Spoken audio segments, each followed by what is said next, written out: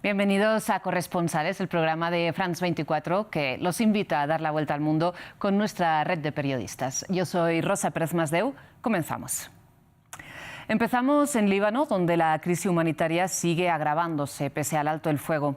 Los más de 1 millón de personas que han sido desplazadas desde que empezaron los ataques israelíes contra el territorio libanés en marzo se refugian en instalaciones del gobierno que están prácticamente al límite por falta de recursos propios y de financiación internacional. En este contexto crecen las iniciativas privadas y comunitarias para responder a la emergencia. Nos lo cuenta nuestra corresponsal Ethel Bonet.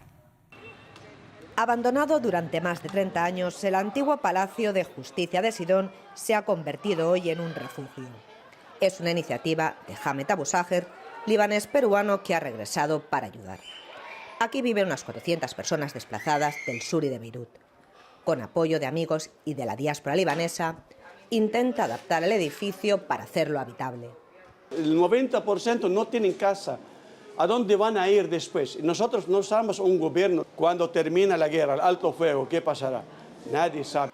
Entre los afectados está la familia de Ali, director de secundaria, que perdió su casa en el sur y su apartamento en Beirut, como decenas de familias que han encontrado refugio temporal en este viejo edificio. De la noche a la mañana lo hemos perdido todo. Vivíamos bien y ahora vivimos de la caridad. Junto al puerto de Beirut, otro espacio abandonado se ha transformado en refugio. María Dao coordina una red de apoyo en el antiguo mercado de la carne. Más de 1000 desplazados viven hoy aquí. En la enfermería y en la distribución de comida, voluntarios sostienen el día a día del centro. La ayuda internacional es limitada, hay varias crisis en curso y los recursos se reparten. Sabemos que el Líbano no es la prioridad, así que esto lo hemos levantado entre nosotros. En este aparcamiento privado de Hamra, la ayuda, alimentos, ropa, libros, llega donde no alcanzan los centros oficiales. La iniciativa impulsada por Imane Asaf y grupo de voluntarios ha creado un punto de distribución para quienes no tienen acceso a la ayuda institucional. Con medios limitados, intentan cubrir lo esencial mientras buscan formas de sostener el proyecto en el tiempo. Nos autofinanciamos con el reciclaje y otras actividades. La gente viene y coge lo que necesita. No queremos dejar a nadie atrás. La solidaridad llena el vacío, pero también marca sus límites. Porque por ahora, la respuesta a esta crisis sigue dependiendo en gran parte de la propia sociedad libanesa. En 2022, en Rusia, una niña de 12 años fue denunciada por hacer un dibujo contra la guerra en Ucrania. Su padre, crítico abierto del ejército ruso, fue condenado a prisión y tras su liberación abandonaron el país. Hoy, refugiados en Estrasburgo mantienen su oposición al Kremlin. Un reportaje de Elena Volochin.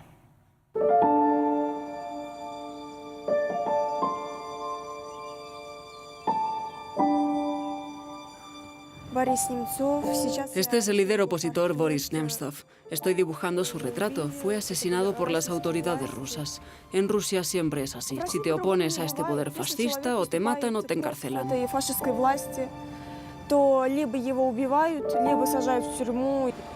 Eso es lo que le pasó al padre de Masha. En Rusia cumplió 2 años en una colonia penitenciaria. Hoy padre e hija viven exiliados en Francia. Fue por este dibujo que nuestra familia empezó a tener problemas en Rusia. En el lado ucraniano se ve a una madre defendiendo a su hijo de las bombas rusas. En la clase de arte todos los alumnos se pusieron a dibujar lo que la profesora les pedía, tanques, la letra Z o en apoyo a Putin. Y yo hice este dibujo. Cuando la directora del colegio vio esperando a Masha después de clase, llamó rápidamente a la policía. ¿Creen que alguno de los padres que había venido a recoger a sus hijos se indignó? Nadie. Al contrario, todos decían al unísono: tiene razón, hay que quitarle la patria potestad. A gente así no se le debería confiar la crianza de niños. Debería ir a la cárcel. Está criando mal a su hija. Por sus publicaciones en las redes sociales denunciando los crímenes de guerra del ejército ruso en Ucrania, Alexei fue condenado al año siguiente. Eso fue en 2023. Masha fue puesta bajo custodia en un centro de acogida y luego se fue a vivir con su madre, quien, según ella, la está abandonando. Aunque por algún milagro ese criminal, ese asesino sanguinario que es Putin llegara a ser eliminado, el régimen no caería de inmediato, porque hay que entender que muchísima gente, toda una población lo apoya. Para que algo cambie en Rusia harán falta varias generaciones y arrepentimiento.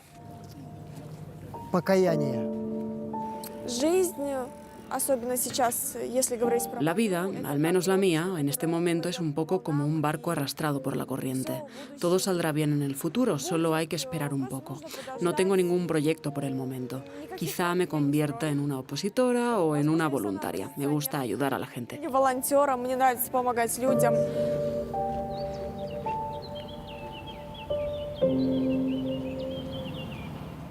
Desde 2013 los precios de la vivienda se han disparado en toda la Unión Europea y los alquileres están ahora mismo por las nubes. Barcelona es uno de los símbolos de esta crisis generada, entre otras cosas, por la especulación inmobiliaria y el alquiler turístico. Por primera vez en su historia, ahora la Unión Europea ha adoptado un plan de vivienda asequible y ha nombrado a un comisario. Pero, ¿qué está haciendo y qué puede hacer realmente Bruselas? Hoy Hanna Almandoz y Renaud Lefort nos lo cuentan. En Barcelona, epicentro de la crisis de la vivienda europea, Chema, un joven profesor de ciencias, pronto se quedará sin hogar. Demanda de juicio, desahucio, y bueno, para pedir que me marche. En la Unión Europea los precios de los alquileres suben constantemente, pero Chema tiene otro problema. Un fondo de inversión acaba de comprar su edificio para convertirlo en un espacio de co-living, un alquiler a corto plazo destinado a rentabilizar el espacio y alquilar a un precio elevado. Hay familias, hay gente mayor, hay gente más joven, pero al final ¿no? Queremos defender nuestro derecho a quedarnos en casa. ¿Tiene Chema alguna alternativa? De volver a casa a mis padres, ahora ya que tengo 33 años, ¿no? Tengo esta suerte, porque hay gente que no podría volver a casa a sus padres. Para él hay una batalla legal en marcha. Considera que las autoridades locales no están haciendo lo suficiente, mientras que Europa quiere legislar. La Unión Europea, si dice que hace falta regular el alquiler de temporada, estoy a favor, pero se debe siempre traducir en efectos reales. Por primera vez en su historia, Europa ha nombrado un comisario de vivienda y ha puesto en marcha un plan de vivienda asequible. Hasta ahora, la Comisión Europea no ha tenido un papel relevante en este ámbito. Creo que necesitamos un cambio radical en Europa. Si la gente no tiene vivienda, existe un riesgo real de que se vuelvan contra la democracia y protesten. Para combatir esta bomba de relojería democrática, la Unión Europea ha invertido 43.000 millones de euros en vivienda desde 2021.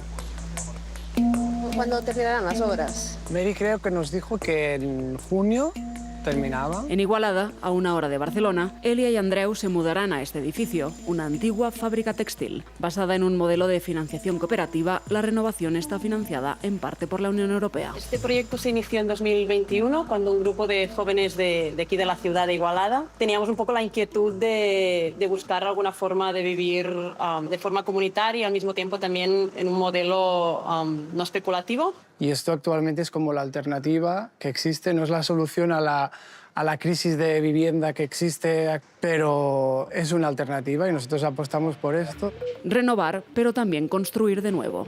La Fundación Salas gestiona viviendas sociales en toda España, incluyendo esta residencia de 106 apartamentos en Tarrasa, a 45 minutos de Barcelona. Todos los edificios están equipados con una cocina. En la cubierta tenemos las placas fotovoltaicas que generan la electricidad necesaria. La Comisión estima que se necesitarán 2 millones de viviendas adicionales al año en la Unión Europea para satisfacer la demanda actual. Tenemos 50 millones de financiación de la Unión Europea y estamos haciendo 1.650 viviendas. La política de vivienda sigue siendo competencia de los Estados miembros, aunque la Unión Europea quiera implicarse, para que finalmente sea un placer vivir en una vivienda europea. Y en Chile 2025 fue un año de inflexión para las personas LGBT+.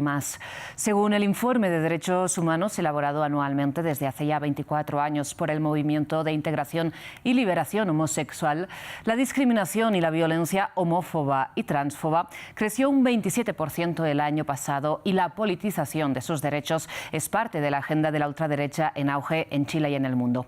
Nos lo cuenta Alberto Peña. La población LGBTIQ+ de Chile enfrenta tiempos hostiles. El artista Danny Wright vivió un ataque en la calle en 2025. Un desconocido le escupió en la cara mientras le propinaba insultos por su orientación sexual. Hoy rinde tributo a un joven que no sobrevivió a otro ataque homófobo en 2012. Mucha gente de la población LGBTIQ+ se siente con miedo de salir a la calle, con miedo de ir a una discoteca a bailar, que muchas veces ha sido el refugio de la expresión queer en nuestro país, y no solo en nuestro país, sino que a nivel mundial. Tienen miedo de salir de la discoteca a fumarse un cigarro probablemente, y que haya alguien que sea capaz de quitarle la vida incluso. Como figura pública, insta a que más personas LGBTIQ+ se involucren en la defensa de sus derechos. También lo hace la diputada del opositor Frente Amplio, Emilia Schneider. Como mujer trans que ha denunciado discriminación a lo largo de su vida, resalta la importancia de la lucha política contra la violencia y no retroceder en derechos conseguidos como el matrimonio igualitario o la ley de adopción. Cuando desde la política se legitiman los discursos de odio, quienes salen a violentar se sienten legitimados para hacerlo. Y eso es una cuestión muy problemática y de la cual nosotros le queremos poner un freno sin duda. La discriminación y la violencia contra la población LGBTIQ+ aumentó un 27% en 2025 en Chile, según el informe anual del Movimiento de Integración y Liberación Homosexual con sede en Santiago. Ramón Gómez forma parte de este y advierte que el auge de la ultraderecha no es una coincidencia. El incremento tiene bastante relación con un cambio político e ideológico que hay en el país. Este cambio se expresa en que la ultraderecha está presionando para hacer creer que nuestros derechos son derechos de izquierda. Un discurso que, asegura, en el día a día se traduce en un aumento de la violencia y la discriminación. Eso genera confusión, hace que la gente no conciba los derechos humanos de las diversidades sexuales y de género como derechos humanos universales, sino como una posición ideológica y política. Desde el movimiento se suman a los llamados a condenar la violencia y a unir fuerzas para proteger derechos conseguidos durante décadas en Chile. Gracias por acompañarnos en esta edición de Corresponsales. Les invito a que sigan con nosotros en France 24 y en france24.com.